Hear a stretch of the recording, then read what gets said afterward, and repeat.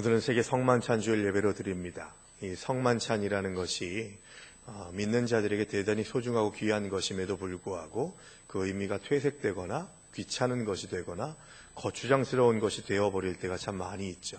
그리고 성만찬의 의미를 알지 못하고 거기에 참여하는 일들이 너무 버릇처럼 되어버리는 때가 대단히 많이 있어서 2018년에 세계 성만찬 주의를 통해서 이제 잠시 후면 성찬을 참여하시게 될 텐데, 성만찬의 의미를 다시 한번 새기고 성만찬을 받은 자들이 가지고 있어야 될 삶의 자리가, 사명의 자리가 어떤 것이 되어야 하는지를 함께 묵상할 수 있는 귀한 시간이 되기를 바랍니다.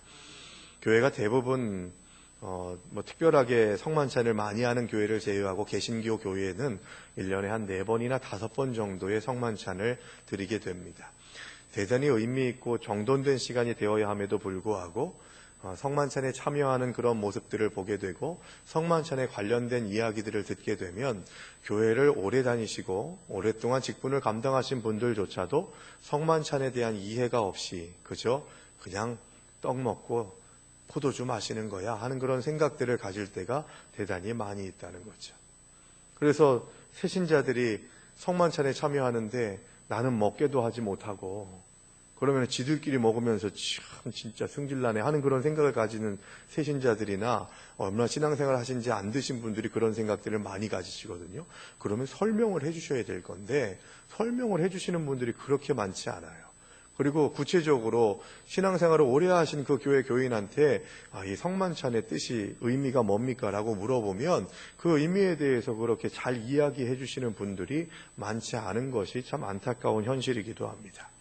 의식이라고 하는 것은 어떤 것을 기리고 기념하기 위해서 그 의식과 그 내용, 순서와 방법에 중요한 내용을, 의미를 담아서 치르는 것을 의식이라고, 예식이라고 얘기합니다. 안타깝게도 내용은 사라지고 형식만 남아있을 때가 많이 있죠. 그 결과로 나타나는 문제가 뭐냐면 본래 의도와 정반대의 현상이 벌어지기도 합니다. 고린도 교회의 성만찬이 대표적으로 그랬던 거예요.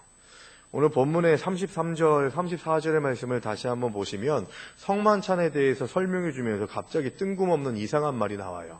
33절, 34절의 말씀 다시 한번 제가 읽겠습니다.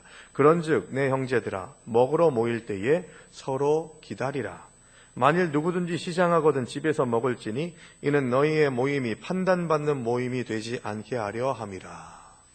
여러분, 이 말씀은 뭘 얘기하냐면 예수님께서 십자가 지시기 바로 전날 밤에, 오늘 성가대 찬양도 있었고 또 오늘 성경 본문에서도 나옵니다만, 잡히시던 밤에 바로 예수님께서 제자들의 발을 씻기시고 떡과 포도주를 나누시면서 이 떡은 내 몸이다, 이 잔은 내 피다 라고 말씀하시면서 성만찬을 제정하십니다. 베푸신 것이죠. 그래서 성만찬이 그때부터 시작이 된 것입니다. 애찬과 성찬이 같이 연결되어 있었던 형식이었기 때문에 이 초대교회 공동체 가운데에서 감당하는 이 성찬식도 마찬가지로 예배 가운데에서 지금 우리가 하는 것처럼 그렇게 예배 중간에 거룩하게 드려지는 것이 아니라 애찬의 의미가 더 강했던 성찬이었던 거예요. 그리고 그 성찬을 통해서 같이 나누는 음식은 서로 같이 가지고 와서 나누는 식탁이었던 것입니다. 그런데 문제는 뭐였냐면 고린도 교회에 나타났던, 아주 첨예하게 드러났던 성찬을 통해서 나타나게 된 문제는 뭐냐면 귀족 계급들이 있었고 노동자와 노예 계급들이 같이 고린도 교회에서 신앙생활을 했는데 귀족 계급들은 일찍 와가지고 성찬에 참여를 한 거예요. 그리고 그 음식을 가지고 와가지고 음식을 먹어야 되는데 그 교회 공동체의 성도들이 함께 한마음이 되고 한 시간에 모였을 때에 성찬에 함께 참여할 수 있도록 했어야 됐는데 와서 보니까 배고프고 먹고 싶고 하니까 먼저 까먹은 거죠. 도시락 먼저 까먹듯이. 그러게 되니까 어떤 일이 벌어집니까? 귀족 계급들은 먼저 맛있게 음식을 배불리 먹어서 음식이 남아있지 않아서 그 다음에 정말 애써가지고 빨리 와서 예배에 참여하고 성찬에 참여하려고 했던 노동자와 노예 신자들이 왔을 때에는 음식이 없거나 있어도 찌끄러기 같은 음식을 먹게 되는 일들이 일어나게 돼서 성찬 때문에, 성만찬 때문에 계급화되는 그런 일들이 고린도 교회에 생기게 됐던 거예요. 그래서 사도 바울이 너희가 먹으러 모일 때 기다리라, 이 얘기는 귀족 계급들한테 저 노동을 하고 오는 노예들이나 노동자들이 와가지고 함께 그 성찬에 같이 참여할 수 있도록 기다려라, 그 얘기를 하고 있는 것이고, 그래도 배고픈데 어떻게 합니까? 라고 그렇게 이야기하는 사람들에게 그러면 교회의 덕을 위해서 너는 집에서 밥 먹고 와, 그 얘기하고 있는 거예요. 여러분 보세요. 성경에 나오는 얘기인데 좀 저렴해 보이지 않습니까? 먹으려면 같이 먹고 배고픈 사람 있으면 밥 먹고 와라, 그 얘기가 사실은 참 그냥 덕스럽게 자연스럽게 교회의 덕을 위해서 해야 되는 일임에도 불구하고 성경에 이런 얘기가 나오는 것은 좀 부끄러운 것 같기도 합니다. 그런데 교회 공동체의 문제가 이렇게 유치한 일들에서부터 시작이 되는 거예요. 먹는 것, 작은 떡 하나, 밥 한 그릇, 국 하나, 이런 것들 때문에 문제가 발생하는 일들이 대단히 많이 있는 거죠. 저는 이 시간 애찬을 이야기하는 것은 아닙니다. 성찬에 대해서 이야기를 나누려고 하는데 그 좀 확대해서 교회에서 감당하는 일들, 예를 들어서 뭐를 나누어 주거나 선물을 주거나 하는 그런 일들에 대해서도 덕스럽게 내가 좀 받지 못하더라도 다른 사람들이 더 받을 수 있고, 다른 사람들이 가지고 갔으면 그것으로 인해서 그냥 더 많이 누리시라고, 더 행복하시라고 축복하면서 줄 수 있어야지, 나는 안 받았다고 내 거라고 그렇게 말하면서 교회의 덕이 세워지지 못하게 되면 하나님이 그 교회 공동체 가운데에서 베푸시려고 하는 은혜가 충만히 담아지지 못하게 되는 문제가 발생하게 된다는 것이죠. 여러분, 성만찬을 참여할 때 상처받는 분들 계세요. 배찬을 하고 배병을 할 때, 배잔을 하고 배병을 할 때 세례 받았어요? 이 배잔 배병위원들이 있을 때가 있어요. 세례 받았어요? 안 받았으면 먹으면 안 돼. 이렇게 얘기를 하면서 성찬을 베푸는 그런 일들이 일어나는 것은 대단히 그 은혜를 반감시키는 일이 됩니다. 성만찬을 할 때 세례받지 않으신 분들을 그 떡과 잔에 참여하지 않게 하는 이유가 오늘 성경에 나오는 거예요. 그 의미를 알지 못하고 그 떡과 잔을 먹는 자들은 죄를 짓는 일이 되어버린다는 겁니다. 주보에도 암송 구절로 나와 있습니다만 27절의 말씀 같이 함께 읽겠습니다. 27절 말씀입니다. 그러므로 누구든지 주의 떡이나 잔을 합당하지 않게 먹고 마시는 자는 주의 몸과 피에 대하여 죄를 짓는 것이니라. 아멘. 여러분, 이 의미가 대단히 중요한 거예요. 그 의미를 알고서 떡과 잔을 받는 자가 되어야 한다는 것이죠. 그런데 이 성만찬하는 시간들을 희화화시키는 그런 일들이 믿는 자들 안에서도 나타나는 때가 참 많이 있습니다. 우리 교회는 그런 분이 계시지 않는데 저는 그런 분도 봤어요. 떡을 받고 잔을 받은 다음에 잔을 딱 마시고 난 다음에 하시는 분도 계시고, 그리고 참 믿을 수 없겠지만 이런 분도 계세요. 딱 마시고 난 다음에 왜 여기다가 잔을 터시는지 그런 분도 계시고, 또 옆에 있는 분하고 같이 짠 하고서 드시는 분들도 제가 봤습니다. 우리 교회 얘기는 아니에요. 다행히. 왜 성만찬입니까 그게? 그리고 막 예배 끝나고 난 다음에 알만한 분들도 그렇게 얘기를 해요. 목사님, 잔을 좀 키워주시죠. 목사님, 좀 카스테라 빵 좀 더 크게 썰어주시죠. 라고 그렇게 이야기하기도 합니다. 여러분, 우리가 맛으로 먹는 게 아니죠. 맛있기 위해서 또 목을 축이고 진짜 정말 음료를 먹고 싶을 때 음료수를 먹는 그런 마음으로 떡과 잔을 받는 게 아니잖아요. 내가 주님의 피와 주님의 살을 받는다는 의미가 무엇인지를 우리가 구체적으로 고백할 수 있어야 됩니다. 주님의 성찬을 참여한다는 것은 예수님의 피와 살을 받는다는 것은 주님의 살과 피에 참여한다는 의미가 있어요. 우리의 삶이 주님의 살을 받은 삶이고 주님의 피를 마신 삶이라고 하는 고백이 성찬식에 담겨져 있는 거예요. 그 얘기는 뭐예요? 함께 주님의 뜻대로 살겠습니다, 이 얘기예요. 주님의 뜻이 내 삶에 세워지기를 원하나이다, 이 고백이에요. 내가 만든 내 하나님의 삶을, 하나님을 만들어내서 살아가는 것이 아니라 주님께서 말씀하신 대로 내 의도와 내 생각과 내 뜻이 어디 있든지 상관없이 나는 주님의 살과 피를 받아서 먹고 마신 몸이니 주님의 뜻대로 살겠습니다. 이 고백인 거예요. 그것을 우리가 느끼고 그 살과 피를 받지 못하면 죄를 짓는 것이 되어버리게 된다는 거예요. 이런 말씀 드리면 27절 말씀을 사탄이 주는 왜곡된 마음으로 성경을 읽게 되면 이런 생각합니다. 잘못 받으면 죄 지으니까 안 먹어야지 하는 그런 생각을 가지시는 분들 계세요. 마귀가 주는 생각이에요. 여러분, 그러면 주님께서 사도 바울을 통해서 요구하시는 게 뭐예요? 27절의 말씀을 통해서 야, 너네들 기도 100시간 동안 하고 성경책을 몇십 장을 읽고 그래야 너희들이 성찬을 받을 수 있다, 이런 얘기를 하는 게 아니에요.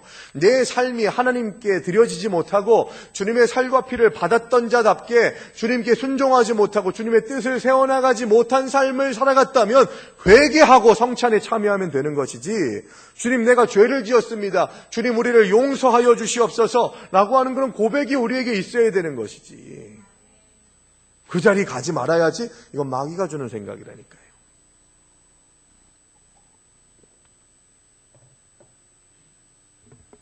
주님의 살과 피에 참여하는 것이, 그리스도와 하나 되는 것이 성찬의 가장 중요한 의미라고 말씀드렸습니다. 동시에 또 한 가지 의미, 성찬의 의미가 뭡니까? 라고 하는 얘기를 할 때 두 가지 의미를 말씀하셔야 돼요. 지금 첫 번째가 지금 말씀드렸던 주님의 살과 피를 받는다는 것은 주님, 그리스도 예수와 하나가 되었음을 고백하는 것이고, 그래서 주님의 뜻대로 살아가는 결단이 우리들에게 있다고 하는 고백이 바로 잔과 떡을 받는 데 있다고 하는 말씀이죠. 두 번째는 뭐냐? 그 떡과 잔을 같이 받는 성도들, 그 성도들과 하나가 되겠다고 하는, 그리스도의 한 지체가 지금 이 성찬에 참여하는 자들이 나의 지체들이라고 하는 신앙 고백을 갖게 하는 것이 바로 성만찬의 의미라는 겁니다. 그러면 어떻습니까? 27절의 말씀과 함께 대입해서 보게 되면 주님의 살과 피를 받은 자가 한 교회 공동체에서 예배 드릴 때에 정죄하고 판단하고 오해하고 원수 맺는, 막힌 담을 계속 쌓아놓는 일들이 일어난다면 그거 하나님이 기뻐하지 않으신다는 거예요. 더 세게 얘기하면 죄를 짓는 일이 되어버리게 된다는 것입니다. 이게 참 두려운 일이죠. 쉽지 않은 일이죠. 감당하기 어려운 일이죠. 그러나 우리는 말씀대로, 이 말씀에 따라서 내가 죄를 짓는 마음으로, 죄를 짓는 마음의 고백으로 주님의 살과 피를 받지 않을 수 있도록 주님 앞에 내 모든 삶을 내어 맡기고 미워하고 시기하고 질투하는 생각들을 다 내려놓는 하나님의 백성들이 되시기를 주의 이름으로 축원합니다. 여러분, 예배드리기 전에 예물을 가지고 오다가 누군가와 원수된 마음들이 있다면, 누군가를 용서하지 않는 마음이 그대로 간직되고 있다면 예물을 잠시 그 자리에 내려놓고 그와 화해하고 난 다음에 다시 돌아와라 라고 말씀하는 것을 우리는 봅니다. 그러니까 하나님의 공동체가 감당해야 될 가장 중요한 것은 사랑이에요. 사랑. 그래서 성만찬을 통해서 회복해야 될 가장 중요한 성령의 열매를 말하려고 하면은 사랑입니다. 여러분, 오늘 본문의 말씀이 고린도전서 11장이에요. 11장의 말씀이 마무리되고 난 다음에 고린도전서 13장 뭐가 나오죠? 사랑장이에요. 그러니까 이런 모든 여타의 일들이 일어나서 노동자들과 노예들과 귀족들이 하나 되지 못하게 된 이유가 뭐냐? 사랑이 결핍됐기 때문이라고 말씀하고 있는 거죠. 그래서 성만찬을 받는 자들은 사랑하는 자가 되어야 할 줄로 믿습니다. 옆에 있는 분들과 인사하겠습니다. 내가 먼저 사랑하겠습니다.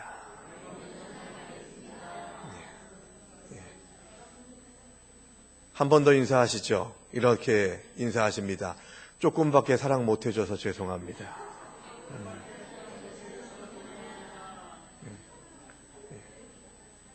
주님의 살과 피를 받은 자들은 사랑할 수 있어야 돼요. 그리고 그 사랑의 그 수준, 그 분량이 어떤 것이 돼야 되냐? 지금 우리가 먹고 마시는 그 떡과 잔의 의미가 예수 그리스도의 찢으신 살과 흘리신 피라고 하는 고백을 가지고 있다면 그 성찬에 참여한 우리는 더욱더 사랑해야 되는 거예요. 죽기까지 사랑하신 그 사랑을 우리가 실천하기는 정말 어렵지만 부족해서 그 사랑을 닮아가려고 하는 그런 열심과 열정은 식어져서는 안 된다는 것이죠. 성찬에 참여한 자들이 사랑이 없다? 27절의 말씀처럼 죄를 짓는 것과도 같은 것입니다. 고린도 교회가 어떤 문제가 있었습니까? 바로 성찬에 참여하는 일들로 인해서 가난한 자들과 부자들이 나뉘어지게 됩니다. 누군가는 배불리 먹고 마시는 것으로 위로를 삼고 누군가는 그렇게 먹지 못하는 것으로 인해서 상처받는 일들이 일어나게 됐던 것이죠. 이 고린도 교회에서 잘못된 성찬을 베푸는 이 상황에서 고린도 교인들은 이웃에 대한 사랑도 없었던 것이고 하나님의 교회에 대한 예의도, 나아가서는 하나 되게 하시는 예수 그리스도의 십자가에 대한 이해와 감사도 이들의 태도에서는 찾아볼 수가 없었던 것입니다. 고린도 성도들은 기다림이라고 하는, 잠시 좀 기다렸다가 내가 좀 배부르고 허기지더라도 나의 믿음의 형제 자매들, 그들이 돈이 있건 없건 많이 배웠건 배우지 못했건 그들이 함께 예배드리는 예배 공동체로 하나님께서 묶어주셨다고 하는 신앙 고백이 있다면 그들을 잠시 기다려서 그들과 사랑의 성찬을, 식탁을 나누는 것이 당연했음에도 불구하고, 그러면서 더욱더 그리스도의 십자가가 교회 공동체에 더 드러나게 되고 바로 세워질 수 있게 될 수 있었음에도 불구하고 고린도 교인들은 그런 일들을 감당하지 못했던 겁니다. 재물과 시간에 여유가 있는 성도들이 그렇지 못한 성도들을 기다려줌으로써 성만찬의 진정한 목적, 서로 사랑하고 그리스도와 연합하고 그리스도인답게 하나 되는 그런 삶을 이 고린도 교인들은 포기했던 것이죠. 배가 고파서 참을 수 없는 사람은 미리 먹고 오면 됩니다. 그렇게 할 때 주님의 몸과 피에 대해서 불경죄를 지을지 않을 수 있게 된다고 성경은 강조하고 있죠. 여름에 여러분, 우리가 이런 오늘 본문 말씀을 통해서 내 자기중심적인 생각으로 예배드리고 또 교회에서 신앙생활을 하는 것조차도 우리가 내려놓을 수 있어야 된다고 하는 말씀을 우리가 받고 있는데, 여름에 더울 때 선풍기 같은 거 있잖아요. 저 멀리 있는 사람은 더워 죽겠는데 선풍기 바로 앞에 앉아가지고 선풍기 바람 너무 세다고 끄는 것도 그건 좋은 일이 아니죠. 선풍기 바람이 세면 좀 다른 쪽으로, 선선하게 오는 쪽으로 옮기시면 돼요. 겨울이 다가옵니다. 난로 가까이 있는다고 더워 죽겠다고 이 난로 좀 끄라고 하는 것은 합당하지 않아요. 더우면은 덥지 않은 곳을 찾아가는 거죠. 그래도 더우면 너무 더운데요? 그래서 전체적인 난방 시스템을 좀 만지거나 하는 그런 일들이 있어야 되는 거죠. 자기중심적인 생각을 가지면 안 돼요. 나 배고프다고 예배 끝나기 전에 애찬실에 올라가서 밥 퍼먹으면 안 되잖아요. 모든 것이 자기중심적인 것이 되어버리면 사랑을 잃게 되고, 사랑을 잃게 되면 덕스러움이 없어지게 되고, 덕스러움이 없어지게 되면 하나님께서 합당하게 쓰시지 않으십니다.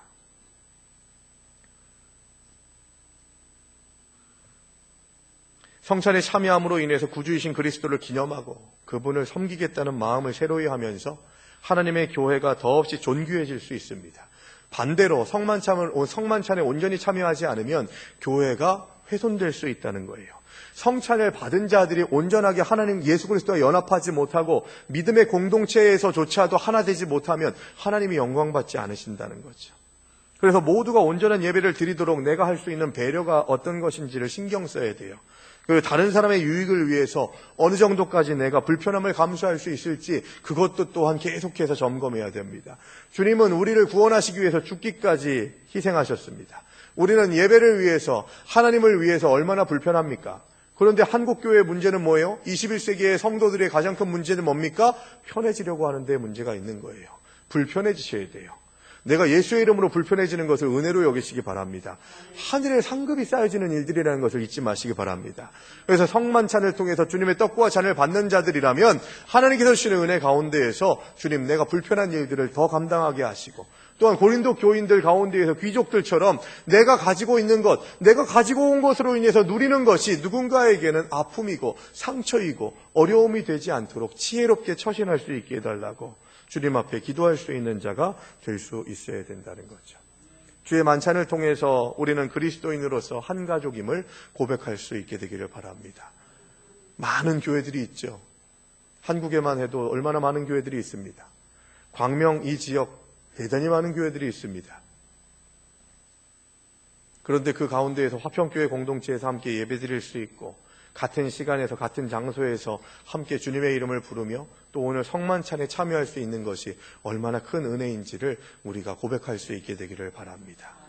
그리고 오늘 이제는 잠시 후에 성찬에 참여하시게 될 때 떡과 잔을 받고 나누시면서 옆에 있는 성도님들과 함께 하는 것을 감사하시고 기뻐하시는 그런 귀한 은혜가 있게 되기를 간절히 바랍니다. 성만찬, 믿는 자들에게 부여된 가장 중요한 일입니다. 성찬식은 단순한 종교 형식이 아니에요. 육신의 배를 불리기 위한 식사는 더더욱도 아닙니다.